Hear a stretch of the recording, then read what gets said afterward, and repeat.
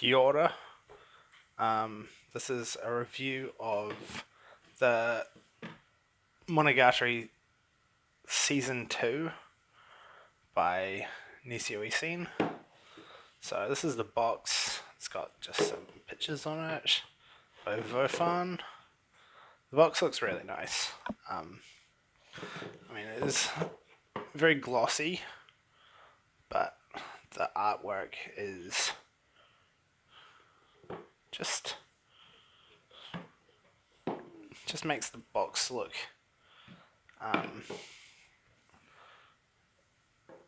it's a nice way of storing the novels. So you can either have the novels on the shelf by themselves or in the box. And I store mine in the box. So yeah, box illustrated by Vofan. Now onto the novels. So this is going to be in reverse order. So we've got Koi Monogatari, which is the last book in season 2. What to say about? Oh, the covers of all these books are really nice, and I like how these look on the shelf. I think they look really good on the shelf. They're all printed by Vertical, and they're actual novels with words. So this is Oni Monogatari. Obviously, it has Shinobu on the cover. They sort of cover where the series leaves off with the first season, and these ones. So mild spoiler: each novel is set from a different character's perspective. In the second season, it's kind of like this gimmick. And then we've got Otori Monogatari. This was my least favorite of the second season. I thought, I'm not going to explain why it was my least favorite, but I just found the prose a lot more clunky than in the other novels. This is Hana Monogatari. This one was really good.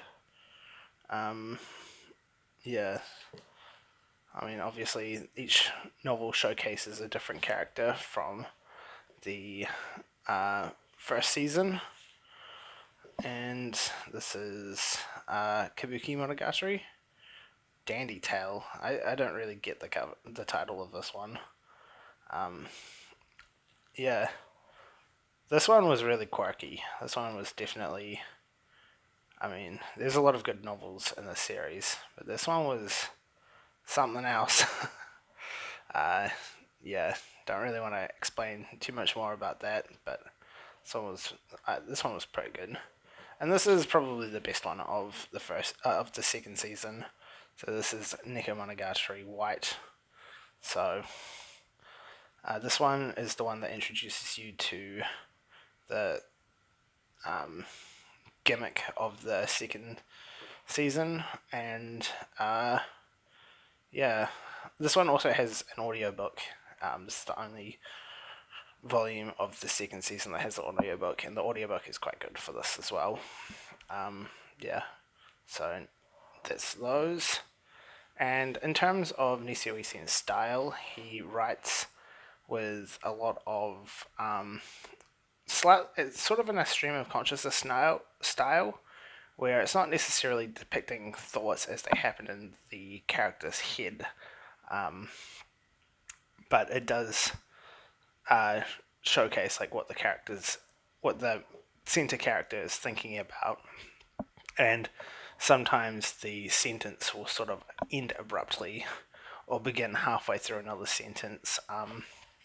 Nisio Isin also has a tendency to slightly break the fourth wall and references the animated adaptation a few times, and sometimes references events in future novels. And the voice of the author can sometimes be heard over the top of the voice of the character that the volume is um, following. Um, yeah, the each of the characters gets a decent amount of screen time, although it's not really, there's no screens in this. Each of the sort of the secondary characters in the first season, say Bakemonogatari, get a decent amount of screen time. This definitely references Bakemonogatari a lot more than Monogatari. Obviously, yeah, I'm not gonna talk too much about the specifics, but the season would be good to read after reading at least Bakemonogatari. Although you could read Monogatari White as a standalone. That novel holds up by its own. And yeah, that's the second season. It's good. It's generally pretty cheap compared to the first season and the third season box sets. This one's kind of the middle child, as it were, of the series.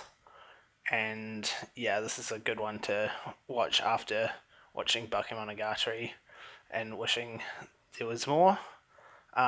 Also, I want to shout out the audiobooks for the Monogatari series. I think the audiobooks are criminally underrated, and it is they if you ever wanted English voice acting for the Monogatari series, because the anime famously does not have an English dub, then the audiobooks are the way to go. Although the audiobooks don't cover all of the first season, it just covers Kizu and Bake, but not Nisei or Nico.